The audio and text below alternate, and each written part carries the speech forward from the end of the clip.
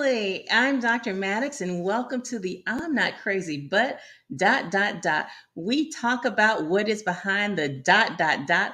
I'm a triple fellowship trained board certified psychiatrist, and I am thrilled to welcome you today. We are talking about food for thought, food, mood, and self sabotage. Now, you all know that what we do is we celebrate with food. We mourn with food. We embrace with food from the funerals to the weddings to whatever. And we are today exploring the intimate relationship between what's on our plate and what's going on in our body and our mind. We're going to talk about the impact of those late night trips to the fridge on our psyche and not just our hips. Family, you know what to do. As you are tuning in, go ahead and drop in the chat where you're tuning in from. I have an all-star cast of characters today, and that is with Dr. Monique May. She is a board certified licensed family physician with over 20 years of clinical experience. She's also a two-time Amazon best-selling author of her books, Meal Masters, Your Simple Guide to Modern Day Meal Planning. Yes, I need that in my life. And Doc, Fix My Plate, the physician in the kitchen's prescription for your healthy meal makeover. I need that as well. Family, I think I've just given you two ideas, two gift ideas as we are going into the new year. She's well known for her kitchen skills, and I'm going to let her talk to you a little bit more about something that she's created as we get into the show. Next, we have one of my favorites, and the Dr. Andrea Reed, psychiatrist extraordinaire. She is also a foodie.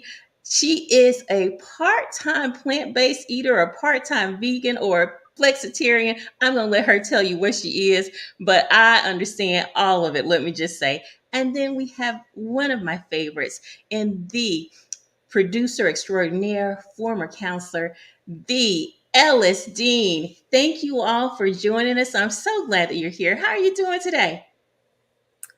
We're great. We're great. We're happy to, as they say in Coming to America, we're very happy to be here. Well, good, good, good. And I am happy to have you here as we are navigating the holiday season. Mm. You all know that we self soothe with food. And we did it a lot during the pandemic, and it added up to COVID calories and pandemic pounds. And now, as we're going into the holiday season, we had uh, October 31st, Halloween. We had November, Thanksgiving, and now we're going into the Christmas season. And we say, what do the lonely do at Christmas? Baby, we eat. What do the happy do at Christmas? Sugar, we eat. What do the bored do at Christmas? We eat. So we are talking today about food for thought. We're talking about food, mood, and self sabotage. What you think, family? And self sabotage and self sabotage. As we're going into the new year, we have on our minds we're gonna get healthy, we're gonna get fine, we're going to the gym, all that. But let's not wait until January. Let's go ahead and talk about some of this foolishness that we do that make the gym necessary. And I see Dr. Monique nodding her head. Dr. Monique, you go ahead and jump in. Well, thank you so much for having me, Dr. Rhonda. And I apologize to your audience for the background noise. I'm traveling. But as you mentioned, I'm Dr. Monique May. I'm a board certified family physician, known as a physician in the kitchen. And I help people, busy people, just like your viewers, discover, cook, and eat healthy plant based food because my mission is to fix America's health one plate at a time.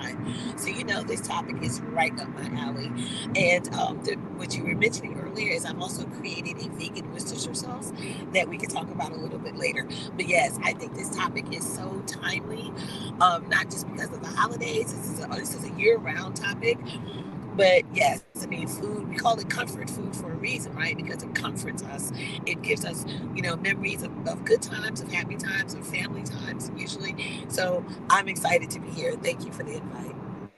Absolutely. And family, I did not dare try to say Worcester sauce. Of that, and I knew that you were going to know I was going to reveal my country if I got into it, so I just let her say all of that. But suffice to say, what I was really trying to say is she's a big deal. Okay. She's a big deal, and all of my folks are, but she's a two-time Amazon bestseller author. And so I have utmost respect. Now, as we were talking about the fact that, many times our food will provide a temporary sense of pleasure. It will relieve emotional discomfort when we're stressed or sad or happy or bored. We can have these food cravings. And so emotionally driven eating can actually help, get us there. How do we recognize when when we are being triggered by emotions and we're not actually hungry? And I'm going to just put that to all of you, any of you, which whoever wants to jump in. How do we recognize when it's an emotional trigger versus actual hunger? Well, if you don't mind, I'll just jump in because I'm going to defer to the psychiatrist on this question. But I think from a lay perspective, or for the average person, I really think it comes from a place of mindfulness and your mindset of being in tune and aware with what's going on with you, because you may not be able to put a word or a name to the feeling, whether it's anxiety or boredom or anger or frustration. Mm. Something's not right, when we're out of sync, when we're not in balance.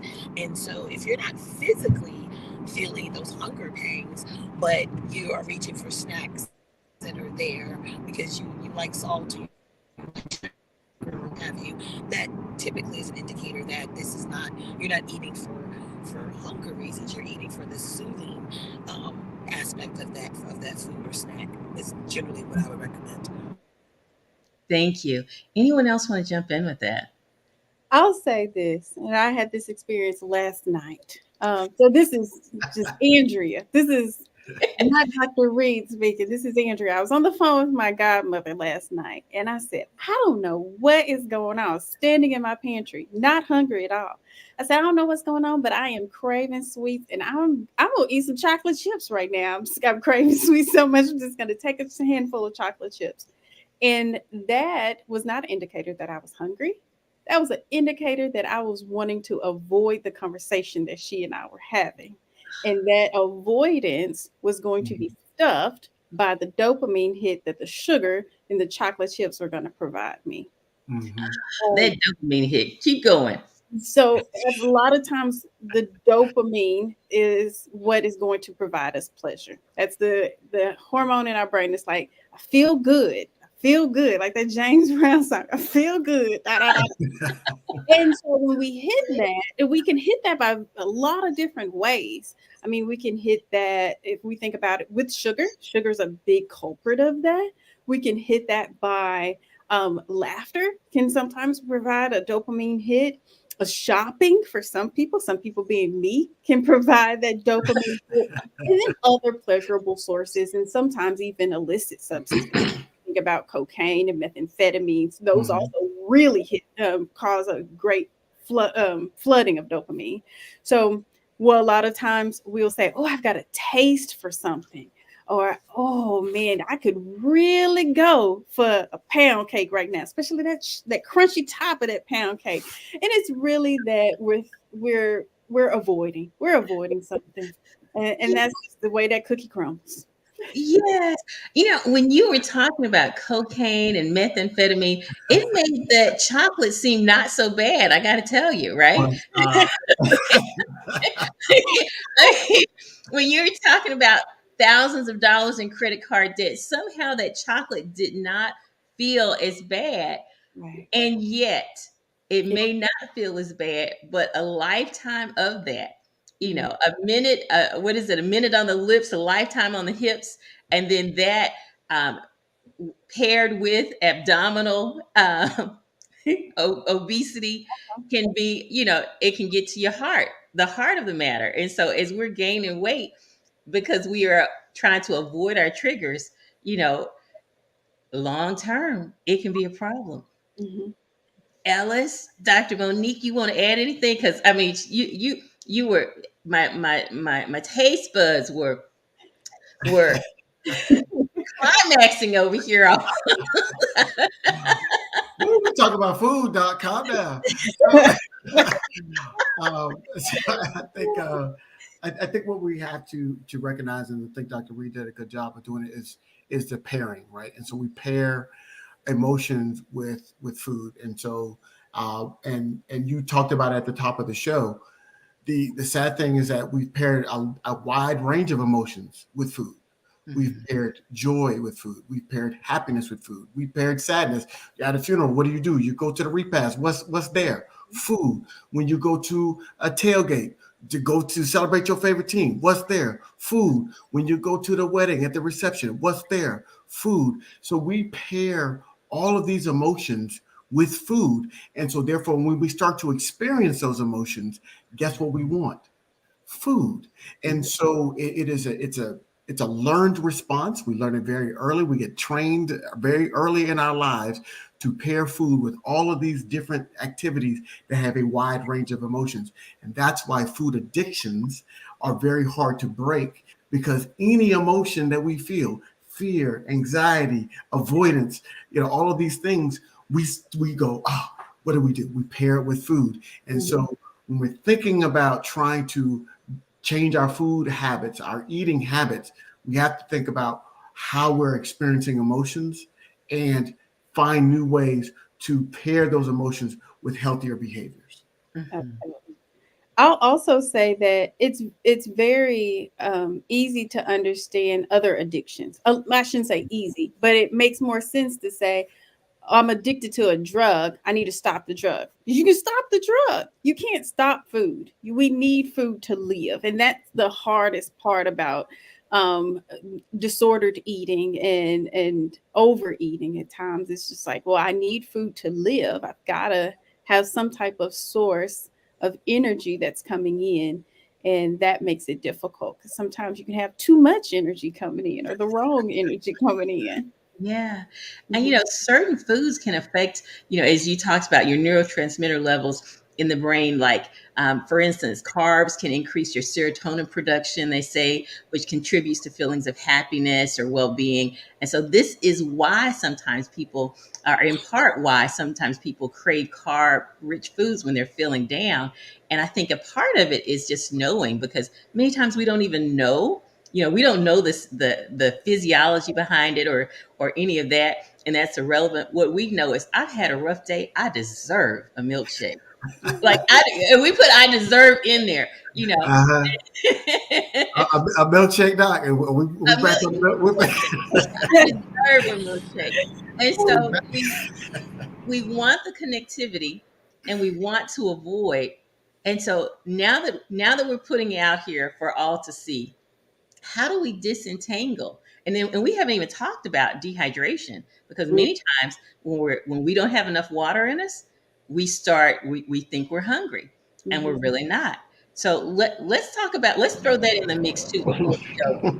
Dr. Monique, I see you unmuting. Yes, because you took the words out of my mouth about mistaking thirst for hunger and what that involves, and then but along those lines as well is drinking those liquid calories, because anything other than water, of course, is going to have some amount of calories to it. So you want to make sure that you're not mistaking those two, but also what are you hydrating yourself with? Because actually, by the time you name that you're thirsty, by the time it raises to that level of you're thirsty, you're actually about 10% dehydrated. So it's really important to tune in. The other thing I would say is that I would counsel my patients keep food diaries. And this was something for, patients, they really want to please their doctors, right? As you ladies know. So they think that when they come in and their sugar, their A1C is not at goal, or their blood pressure is not at goal, or they haven't lost their weight.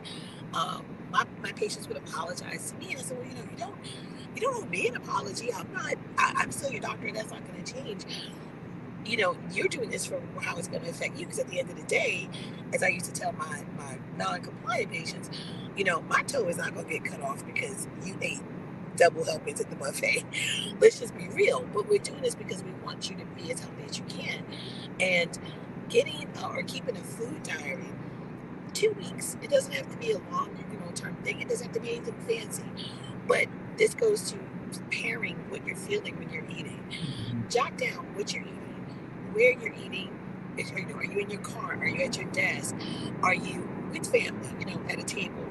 Are you sad, bored, frustrated? What's your spirit feeling like when you're eating? Did you even feel hungry? All those little things. What did you crave? Did you crave something salty? Did you crave something sweet? All of that, as much information as you want to put in there. And then you could, over time, you can start to track patterns. What time of day was it? What was the weather like? Was it, seasonal depression? All kinds of things can factor in. So keeping a food diary can help people start to identify, hey, when this happened at work, I went and ate a pint of ice cream. Or, I had a fight with my significant other and I, did whatever. So things like that I think are really helpful because I barely can remember what I ate yesterday, right? So when you're trying to do a look back, it's helpful just to have that information, in writing or on your phone or what have you, so that you can identify for yourself what your triggers may be, what the setting was, so that you can start to take an action to correct those things. Those are great points. And so, what I heard you talking about was identifying some of your patterns so that you can see your triggers. And then the other thing when you're doing this is you start to realize that those little bitty, itty bitty things start to add up. When you have to add on the cookie that the coworkers brought in or the cupcakes, and you wouldn't have even thought about that, but you can start to see how the sugary drinks, the milkshakes or whatever, that stuff you can look up. You can look up and you can have 1,500 calories that are based in fluid that's not even related to food. I'll always remember a guy who came in saying, "Doc, I need you to get me something for sleep." And I asked him about his caffeine intake. He was like, "Oh no, I don't drink coffee." And I said, "Well, what's in that those big Sonic cups? What's in that Sonic cup?" And it was tea. And he did not equate tea with caffeine. And so he was up all night using the bathroom, couldn't sleep, and did not realize that if you drink 3 of those a day, which is what he was doing, number one, you are sabotaging your diet, but you are going to be up all night going to the bathroom. And so when he stopped all of that, and you would have thought I told him to give me his right lung or something. But, but when he came, I didn't put him on a medicine. I just said, cut out the tea. When he came back, he had lost weight and he was sleeping without a medicine. And so many times what people come in, what you're going to your doctor for, to help you fix, if we can spend a little bit more time on diet and nutrition, then you can fix that without a pill. And that's one of the things you guys come in saying, "I don't want no more pills. We don't want to give you pills." I have no investment in the drug companies. Pfizer don't know my name. Kaiser, none of these people know my name. And so I'm not getting a check off of you taking 7 pills. I don't want you on pills. Okay. So I say you, the same thing. I want people to be on the less amount of medicine, the least amount of medicine as possible, because that is going to result in the fewest side effects and interactions as possible. And so, one of the things that I recommend to everyone that comes in is a mood tracker. And the I am an iPhone snob. Let's just be real. And so there's this app on there. I'm not sure if it's on the Android platform because don't care. But but there's an app, timeout, guys. Droid friends, I'm going to put her in timeout. You just say the word. Okay, Karen. but there's this app Woo. called Dailyo, and it's Daylio. It's a green app, got a circle face on it, and it's so easy to use. And I tell people to try to use it in the morning, as soon when you wake up, and then at nighttime before you go to bed. And the simplest way to use it is to click on a smiley face, kind of like the smiley faces that are on those hospital boards in the bedroom and the rooms of the hospital exam rooms. And so you just click on the face that associates with how you're feeling. And if you want to go even further into depth of it, you can choose the activities that you've done for the day, the way, the people that you talk to, and those can help us. Those smiley faces can help us to track your mood throughout the month, so that we can see really, were you feeling bad every day? Was it every day that led to how you were eating and what you were doing? Or was it that it was these few days that triggered this? And then you notice your binge eating to increase over these 4 days versus it was happening every day. So it really helps in understanding your triggers, into understanding what your mood really looks like and your behaviors. And a lot of times these maladaptive behaviors are helping and temporarily helping with mood. And so then after that, once we figure out what the maladaptive behaviors are, the overeating, the eating inappropriate things, we can start to learn healthier coping skills. And that's another conversation. Or it might be towards this conversation as well. It just Yeah, depends. this conversation as well. Yeah. When and Ellis, you'll remember this when we were doing a show. I think it may have been around menopause or something. We had a lot of questions from women who were like, you know, now that I am perimenopausal or menopausal, whatever, that their cravings had changed, Mhm. and I couldn't address that because that's not in my that's not in my skill set. Is that something that you all hear about in with the cravings? And if you have any information that you could share as it relates to how to how to get those cravings down. One of our guests talked about, plant-based eating, of course, in terms of just eating what was from the earth. And if you're not eating sugary stuff, then you don't crave sugar. But what are your thoughts? I saw you unmute. I think maybe both of you have unmuted. So whoever wants to jump in, jump in. So, I, go ahead.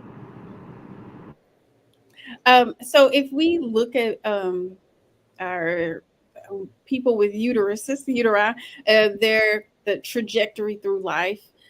Every time we have a different change in our reproductive health status, things change in regards to our mood, the foods that we crave, the things that we do. So, like at menarche, when you first get your menstrual cycle, you'll notice, especially if you're a mom, your child changes significantly at that period of time in the behaviors that they do. And so even a lot of times the foods that they eat change. And we think about this as we grow older, every time that our menstrual cycle starts, that week prior to it, we truly do crave different foods or we act differently. And sometimes that can be even more severe than typical PMS. That can be what we call premenstrual dysphoric disorder, which is PMDD. And that's really severe. So then we have these monthly changes during our health. And then you have a change at the end where perimenopausal and then menopausal, where things, food, mood, and behavior change as well. A lot of times the activities that we do can help with those cravings. So a lot of times if we exercise in the morning, we can improve our full day. We can improve our mood and the food choices that we make. And we inevitably will increase our water intake at that time too, with that type of change of behavior. And so I always will tell people they don't want to hear to increase their walking towards in the perimenopausal and menopausal state because it can change how you function and the food choices that you make. It does. Mhm. And I would just like to add a word about craving because not all cravings are necessarily bad. Some cravings are the body's way of telling you that you're missing something. Mhm. And the most commonly known ones are, when people crave, we call it pica, when you're craving ice or starch, clay. Some people, and it's so weird. Like, how do you know? I had an aunt who she told my mom, she said, I just want to eat a box of starch. And I was like, how do you know that that's what you want to eat? Like, that to me was just so oddly specific. But she was anemic, and so I would just recommend people make a note, or if there's a change in your cravings, like if you have the same cravings all the time, then that just may be you. But if you're noticing that, as she mentioned, certain times in the month or over your lifespan, that your cravings are changing or becoming what you might think are a little bizarre or weird, definitely go to your doctor because you may be developing a medical condition that your body is trying to tell you needs to be corrected. Mm, yeah, and it's interesting. Ellis, Ellis, I know we went down a place where you couldn't add anything, but Ellis, you can add whatever you like to add right now before we move on. What you got? Well, yeah, I'm thinking about since the show we're in the holiday season, we're getting personal. Mhm. I was thinking about my own personal um, bad diet habits, and for me, that liquid, those liquids, you're having those that beverage when you get home from work and you say, "Oh, I just need to relax," right? And so that relaxing accelerant is typically alcohol, right? And so you pour yourself a drink, and then your body develops tolerance, and so that For men, you're only supposed to drink 2 ounces per day. Women, 1 ounce per day. But you can get that in a drink, Mm-hmm. and then you need that second one. So now you've already exceeded your amount, and it's a lot of empty calories, right? And so when we're talking about those things, because you put the juices in there, and you put this in there, and you put that in there, and next thing you know, you start experimenting, and then you have to eat a meal on top of that, right? So now you've added thousands of calories that are empty for your body, no nutrients in there, and then you throw a meal on top of that, and then typically, I'm speaking, look, if I'm coming on your block, you ain't got to say amen. You can say ouch. Then we eat that meal that's typically loaded with carbs, and then we sit down on the couch because that's our relaxation time, right? This is the end of the day. We're done. We had a hard day, and we've convinced ourselves that this is how we need to reward ourselves for that hard day. And then we sit, and your body says, "Oh, I've got all these great carbs in here. What am I supposed to do with it?" And you're sitting, so it says, "All right, let's store it," and then we get fat. And so that's really the cycle that a lot of us get caught into. And so what I need to do better, and I'm speaking, from reality, is what I need to do better is not having that after work drink. You could do something that could give you that same relaxation feeling that doesn't require alcohol or anything like that. Going for a brisk walk, a 15-20 minute walk, will give you that same effect, plus the added benefit of the dopamine release in your brain after exercise. So you're going to have a euphoric feeling, and you're going to have that relaxed feeling because you just exercised and relax from your day, right? Without having the drink. And so there are some things that we have to do, but we have to relearn some behaviors, and we have to teach ourselves some behaviors. We picked up those bad behaviors by doing them repetitively. We have to pick up good behaviors by doing them repetitively. And I think sometimes we tend to want to have good behaviors become instant, right? Mm-hmm. It took us years to develop those bad behaviors. We want that good behavior to be developed overnight. I'm like, this is not a realistic way to think about it. Yeah. But and there was I pulled up this picture. Hold on, let me if I can. I saw this on Instagram, and I thought it completely encapsulates how we approach our behaviors. And y'all can see that. Yeah. Yeah. Okay.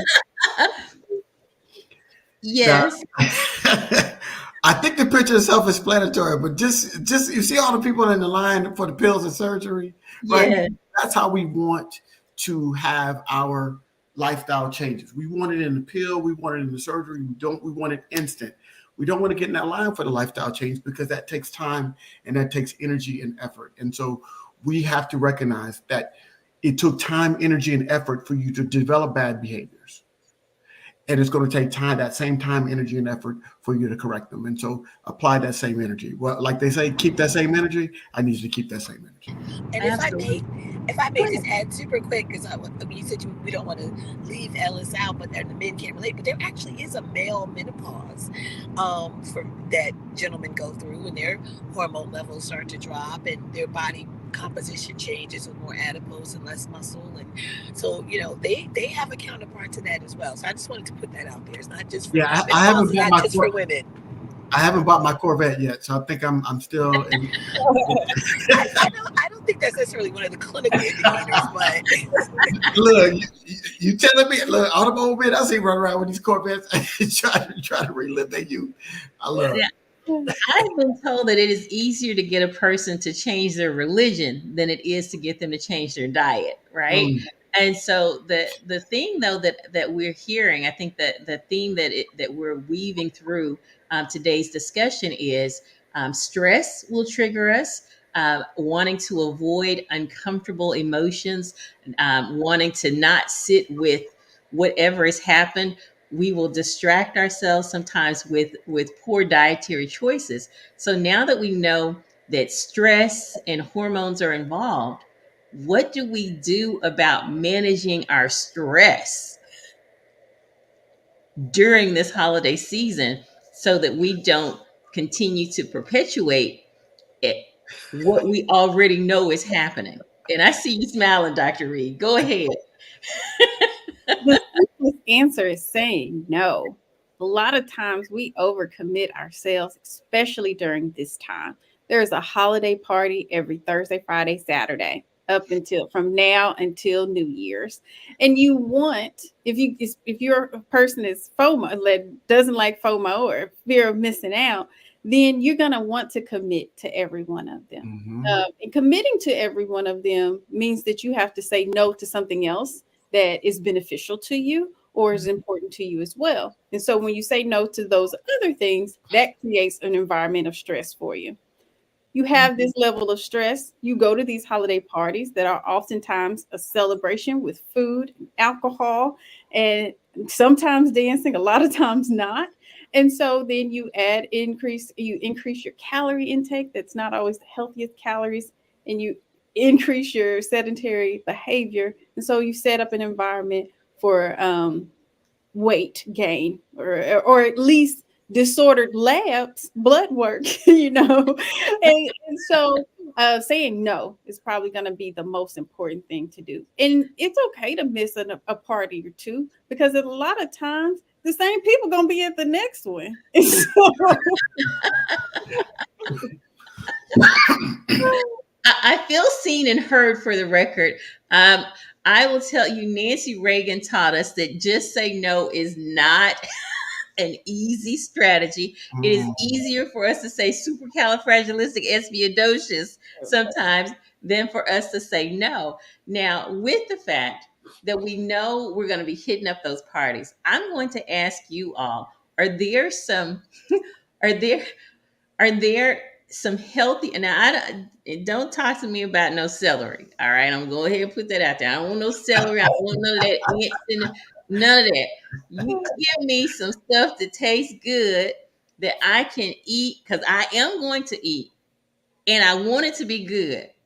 So give me something I can do when I go to these parties so that I don't consume 1,500 in one 2 hour setting, but that I'm satisfied when I leave. Dr. Monique, you smiling. The floor.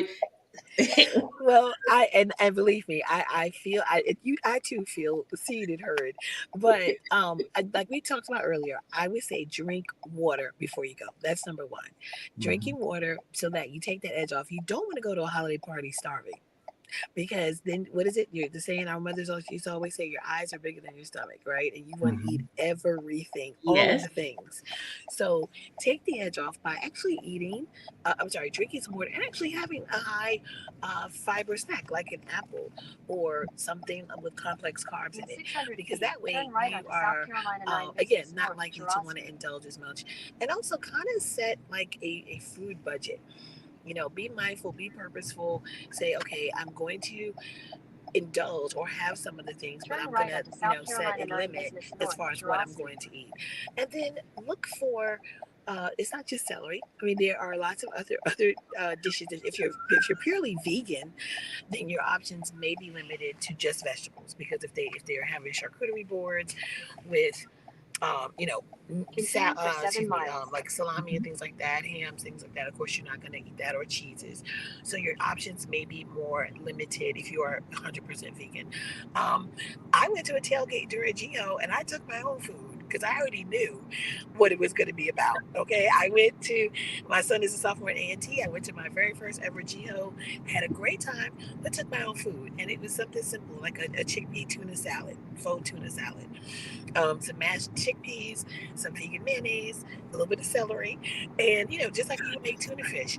But I had that with me, and so you might not want to. That might not be the appropriate thing for a holiday party, but again, you can maybe eat something in your car before you go, or just have in mind that I'm going to look for, roasted vegetables or other non or plant-based options that are available. If you're vegetarian and you are eating, cheese and so forth, then you just everything in moderation. And I would say plan to limit things to like your palm of your hand. That's what we define as being a sample. I'm sorry, a serving size.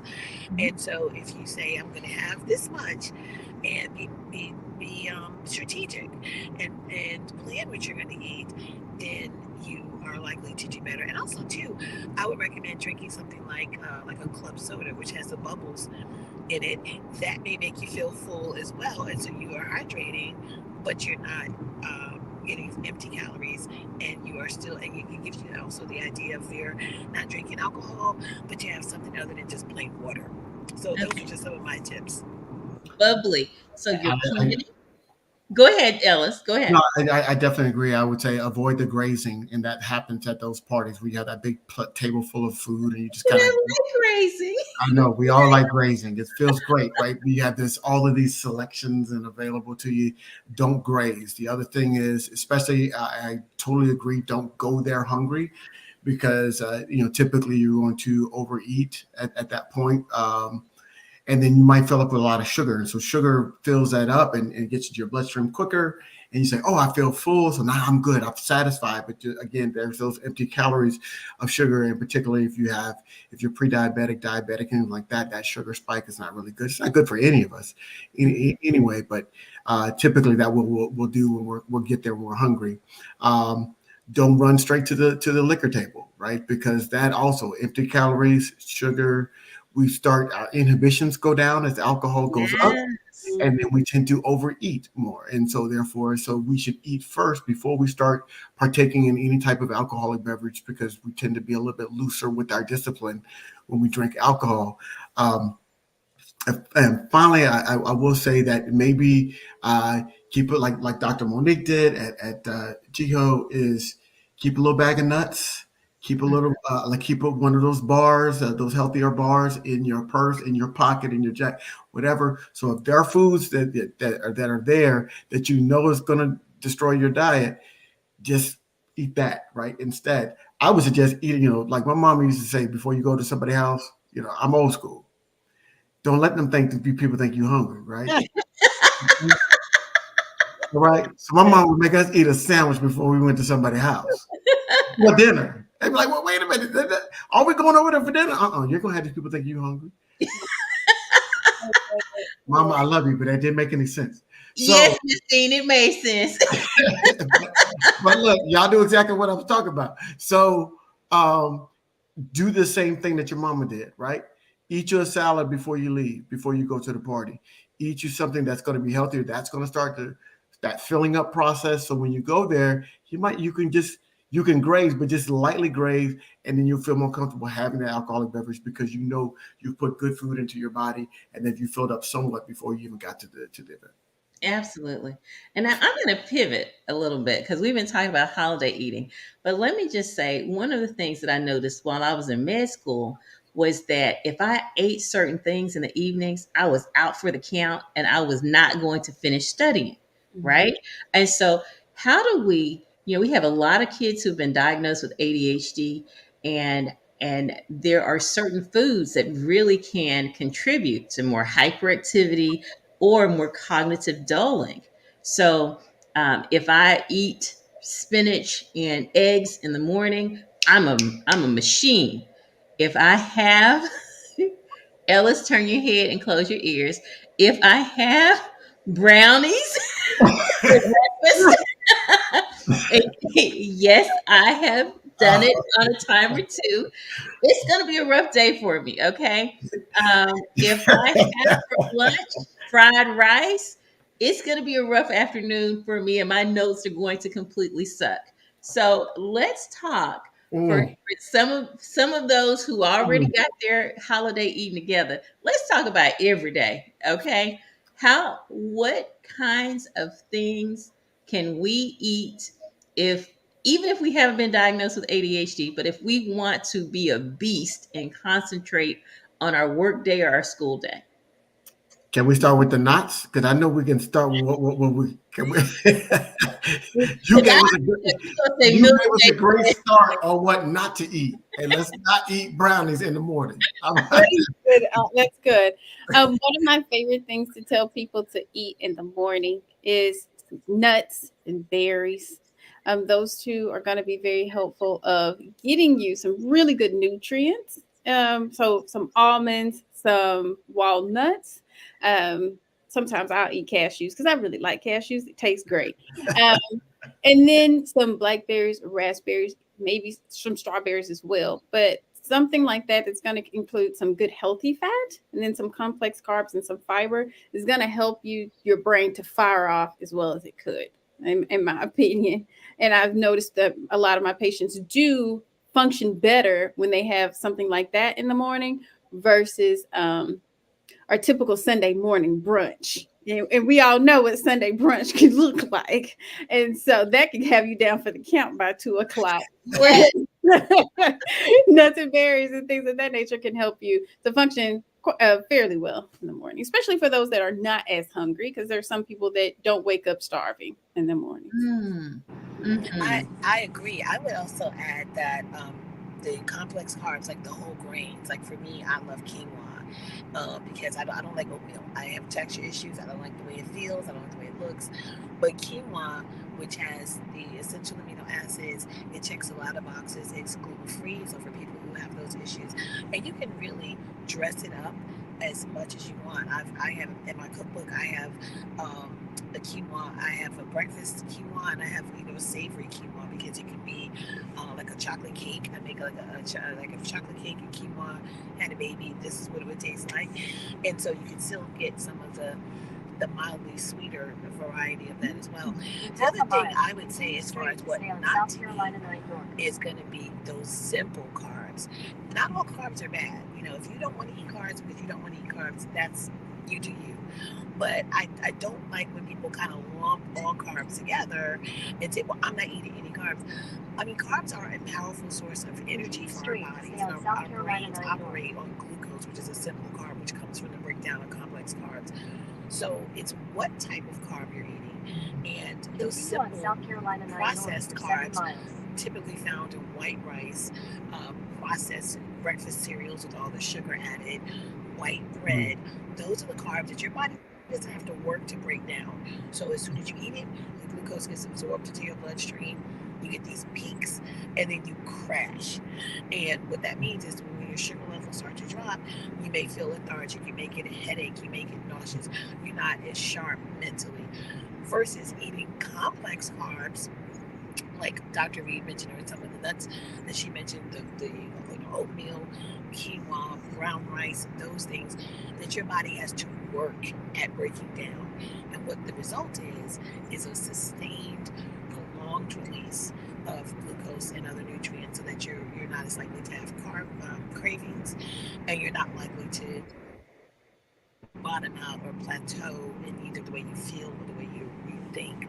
So that's the key difference. And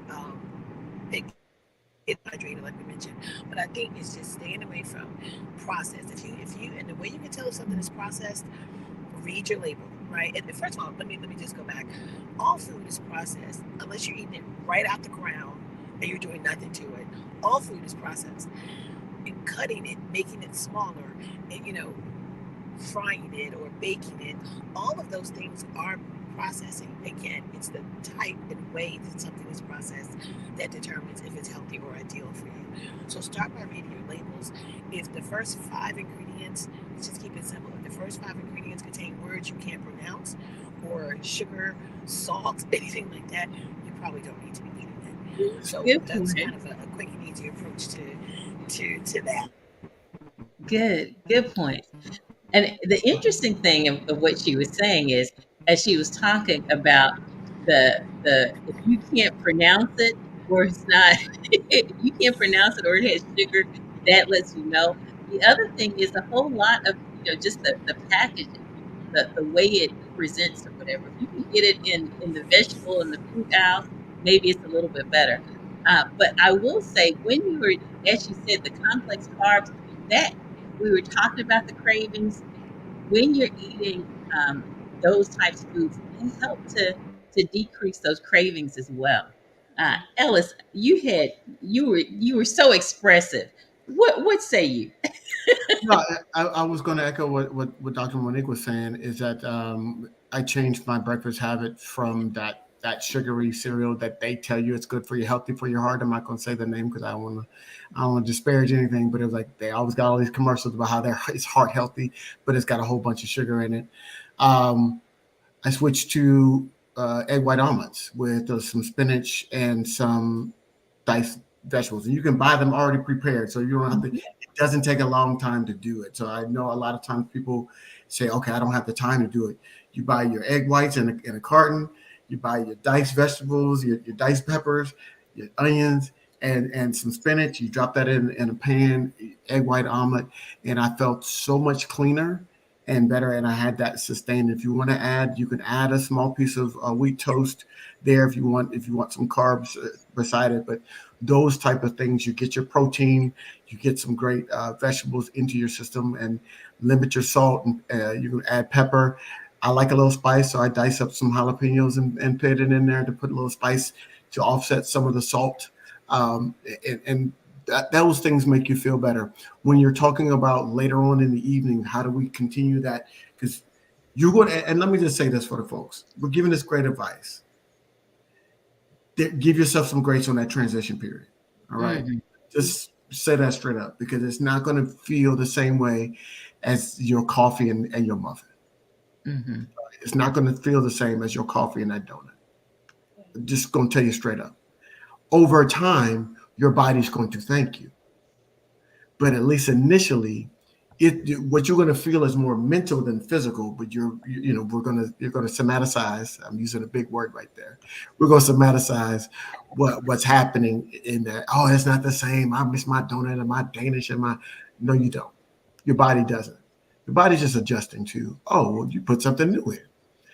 So give yourself some grace on that. Keep at it. Again, what do we say? It takes time, effort, and energy to develop bad habits. It's going to take that same time, effort, and energy to get rid of them. But I promise you. And then in the evening, what I typically do is what Doc is talking about: the quinoa, the complex brown rice, smaller hand-sized portion or less, table a plate or a bowl full of vegetables, as little processing as possible, maybe a little olive oil, garlic, whatever. And then and I'm like you, Dot Red. I'm a flexitarian. For those of that don't know, that means you eat a little piece of meat, So, so, I. But what I do is I take that chicken breast, that boneless, skinless chicken breast, and instead of cooking the entire thing, because you feel the desire from your mama again, Mhm. to make your plate. What you do is you cut it up into smaller pieces, and you're going to find yourself eating about half or less than half of that chicken breast, because the smaller pieces, you eat more, you mix it in with the vegetables, and then over time you're like, oh, I didn't eat the whole thing, and now you can reduce your meat intake. So those are some tricks that I have employed over the past several months to change my eating habits. Finally, I will say this: do not get seduced by what you see in the mirror in terms of your body, right? Some people's bodies are going to be naturally thin. It does not mean that they don't have health issues. Some people's bodies are going to look a little bit fuller, a little bit fluffier. Some male bodies look a little bit more muscular than others. Please, please, please go to your primary care physician and get your baseline numbers. And that number is not on the scale. That number is based on your blood pressure, your waist circumference, your your blood sugar. Those numbers are within your cholesterol. Those numbers are the numbers that I'm talking about. Get your baseline and then get them checked periodically. You can buy a blood pressure cuff for your home, so you can take that. You can get a pulse oximeter for your blood oxygen level. All of these things that you can do at home. But get your baseline. Know what works for you. And Black people, we have I had a whole show about BMI and Black women in particular. Throw that number out, okay? If you want, it's okay. The BMI is some foolishness. If your numbers are good, work with your doctor and then change your diet. That's and I'm It's- through. Thank you. Now, listen, Ellis, you let us know if we need to address anything in the chat, but we have made it to towards the end of the show, and I want to make sure that I leave you an opportunity to leave your strategies for planning and for executing, beginning to execute now, not on January 1, but now. And so I like to get a running start in December. So in January, I have my paired habits and that kind of stuff. What strategies would you suggest to those who are listening in use in order to not self sabotage when they are stressed overwhelmed or otherwise just if Yeah. you can't find a word for it, so that they don't overeat to self-soothe. Yeah. And so I know that it is hard to go from a fully processed, fat laden, simple carb meal to eating clean, where you have whole foods, plant based, boneless, skinless chicken breast. Like it's very difficult to go from that to that overnight. Yes, your body will be confused, and it's a good confusion, but it's really difficult to go from that. So for my people that I see, I try to ask them to substitute at least one thing that they're typically eating in a meal for something that's, if we go from like good, better, best. And so let's say French fries are good. Can we switch to better, which would be a baked potato, or can we switch to best, which would be a sweet potato in that meal? So doing little incremental changes like that can help hold like overall. The other thing in regards to eating when stressed and at home, try not to buy it. Like for me, I had to resort to chocolate chips because I legitimately had nothing else. I had nothing else. I had chocolate chips, blackberries, and raspberries. And did I choose the chocolate chips last night? I did. Okay. A human, not a robot. And that's the thing. I'm also very okay with having made that choice last night because I know that that was one singular choice. And that we are humans and we're not going to make the best choice every day. Today, I will choose berries if I do. Because I mean, I'm thinking about it, I'm talking about it, I'm going to do it.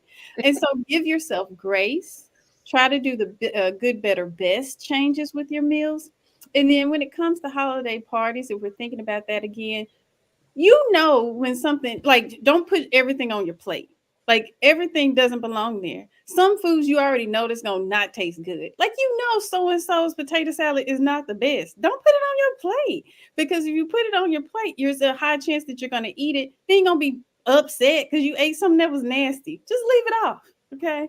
And so try to just do that.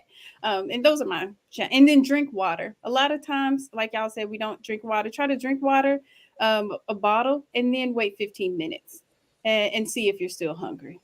And then you can eat at that point. I love it. Drink water. If you botch up a decision, it's one decision and you can do better the next go round. Yeah. Good, good, good. And think good, better, best, or something along those lines Yeah. to make Yeah. better choices. Dr. Monique. Similar along the same lines what Dr. Reed said, reframe your thinking as opposed to thinking what I can't have, think of it as what you can have. And for me, that's one of the fun things about being plant-based or vegan, is that how can I recreate something? How can I substitute that? For those who are not interested or don't have the time to do that, you can still implement that by, like she said, doing a good, better, best, or just reframing the way you're thinking. Because when you think of it as, oh, I can't have this or I can't do that, then it becomes, people are averse to negative things and punishment. But if you enable yourself, if you allow yourself to know that, yes, I can have, it's the holidays, I want to have, grandma's red velvet cake. I'm going to have, you know, a piece this big or something like that, as opposed to saying I can't have it, and then you get all the guilt when you do eat it because you've told yourself you can't have it, versus Mhm. allowing yourself to have it and to enjoy it and to um the other thing I would say is slow down. Sometimes we overeat because we are eating too fast. Slow down. No one is coming to take the food from you.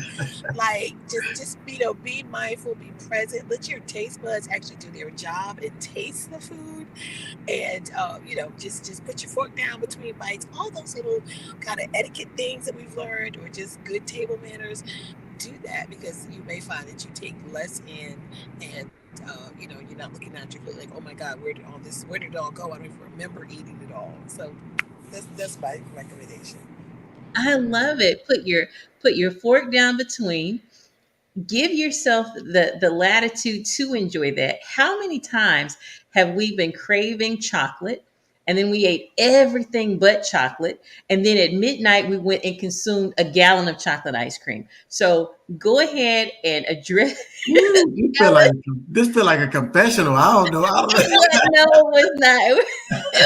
I didn't know you was Catholic, Dr. Rhonda, but you No, but we go and we overindulge in something ridiculous. And so if you have the craving and you have and you have something, go ahead and give yourself the opportunity to have a small sample of it so that you don't overindulge. So don't buy the family pack of chocolate chips. Maybe Mhm. get the sample pack of it so that Uh-huh. if you indulge, Small yeah, one.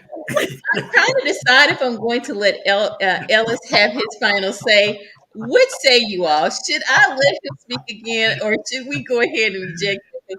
I feel the shade. I don't know.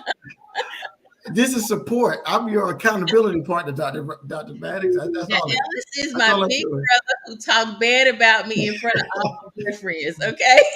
Okay, so my last statement is this, and as you're talking about it being December, and we know January 1st, everybody makes all of these New Year's resolutions. So first thing I will say is this: don't do it. Right? Don't make it a resolution. Why? Because research says that only 9% of Americans that make resolutions complete them. 9%. In fact, research goes on to show that 23% of people quit their resolution by the end of the first week, and 43% quit by the end of January. So you're already at almost over nearly 50% of people are done by the end of January. And what does that quitting do? It gives you the opportunity to quit again. Mm. So you start new habits. So we start breaking down those barriers, and it also erodes your self-esteem. Because if you set a goal for yourself and you don't achieve it, you quit, you drop, and it lowers your self-esteem. And when we do that, we feel bad, and then we overeat. So we create a cycle by doing that, by creating these New Year's resolutions that we are not, statistically speaking, only 9% of the people are actually going to complete them. So take that off the table. So what do we do? How do we do this? We do this by incremental. We do this incrementally. And Dr. Monique and Dr. Reed gave some great tips on how to do it, right? Do it in a way that makes the most sense for you. You have to devise your plan. You can't look at somebody else and what they did and how they did it and, oh, I'm gonna copy that. No, find what's best, what works for you, and get into that rhythm. I love what Dr. Monique said about the mindset change. Don't say what you can't eat. Say what you can eat and be creative. Finally, what I will say is this: plan your time, right? If you know you're going to be out and about throughout the day, prepare some snacks because there's a lot of fast food and there's a lot of food, especially you go to these restaurants filled with sugar and salt and all these other things. But you say, oh, I don't have time to eat. I don't have it. You need to be fueling your body throughout the day and find those ways. And sometimes we can't always find a Seasons 52 or somebody a Kale Me Crazy, whatever those salad places are, whatever it is, you can't find them. And then now you end up going to a place that you know is bad for you, and then you feel guilty. Have some food, prepare. Dr. Monique, she was going to a HBCU homecoming tailgate. Okay. I have not seen any good food that's good for your body at an HBCU homecoming tailgate. Okay, it doesn't happen. They don't go together, like they say. They don't go together. So plan your time, plan your meals, be prepared if you're going to be out and about throughout the day during shopping or whatever season.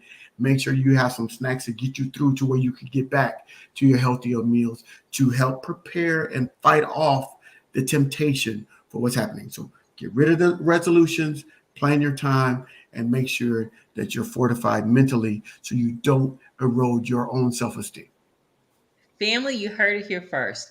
We have amazing experts, Amazon bestsellers. We have flexitarians, pescatarians, vegans on here. You have no excuse for, oh, it did not apply to me. Yes, it does. Go on and share because you know that you need this, but you need it for now and later. So share it with your friends, and then you come back to it now and later.